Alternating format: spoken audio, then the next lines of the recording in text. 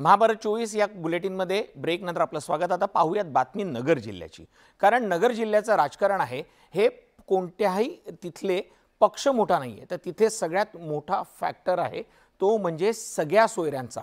कारण पक्ष कोणताही असला तरीही आपला सोयरा निवडून आला पाहिजे यासाठी नगर जिल्ह्यात सतत प्रयत्न सुरू असतात। लोकसभा निवडणुकीतही सोयरे कोणत्या पक्षाला मदत करतील यावर तिथला निकाल अवलंबून असणार आहे। पाहूयात विशेष रिपोर्ट।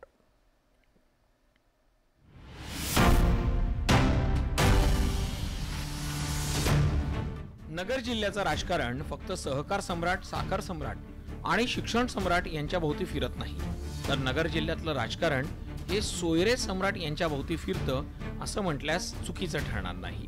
नगर जिल्ह्यात 12 तालुके आहेत आणि या 12 तालुक्यांमध्ये 12 किल्लेदार आहेत। परिणामी जिल्ह्याचं राजकारण 12 घराण्यांच्या अवतीभोवती फिरत असतं। नगर जिल्ह्यातील बड्या नेत्यांचे एकमेकांसोबत संबंध आहेत। ही मंडळी वेगवेगळ्या पक्षात जरी असली तरी नाती मात्र घट्ट आहेत।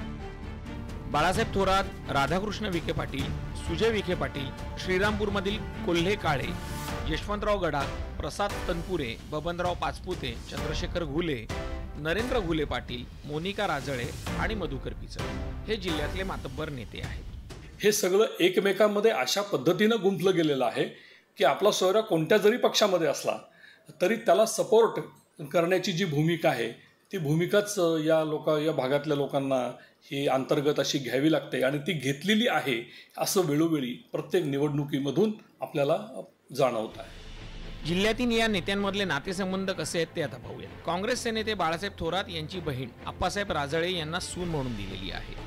राजळे कुटुंबातल्या मोनिका राजळे या भाजपच्या आमदार आहेत, तर राजळे यांची मुलगी यशवंतराव गडाख यांच्या घरात दिलेली आहे।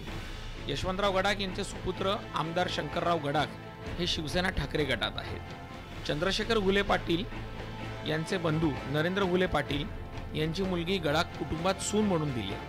घुले कुटुंबातील एक मुलगी कोपरगाव येथील काळे परिवाराची सून आहे। दुसरीकडे भाजपचे आमदार शिवाजीराव कर्डिले यांनी त्यांच्या मुलींचे विवाह राष्ट्रवादीचे जगताप कोतकर आणि शिवसेनेचे गाडे यांच्या कुटुंबात केले। नगर दक्षिण लोकसभा मतदारसंघात हाच सोयरे फॅक्टर महत्त्वाचा ठरतो। विकासाच्या तुलनेतही नगर दक्षिणेचा जो भाग आहे तो थोडा उपेक्षित राहिलेला आहे। शेतीचे, पाण्याचे असे अनेक वेगवेगळे प्रश्न या ठिकाणी दक्षिणेतल्या राजकारणामध्ये आपल्याला पाहायला मिळतात आणि त्यामुळे सोयरेधाऱ्यांचं राजकारण हे उत्तरेपेक्षा दक्षिणेमध्ये जास्त जोर धरून आहे। नगर दक्षिणमधून भाजपचे सुजय विखे पाटील आणि शरद पवार गटात उतरलेले आहेत। आता सोयरे ज्यांची पाठराखण करणार त्यांचंच दिल्लीचं तिकीट कन्फर्म होणार हे नक्की। साहेबराव कोकणे, न्यूज 18 लोकमत, नगर।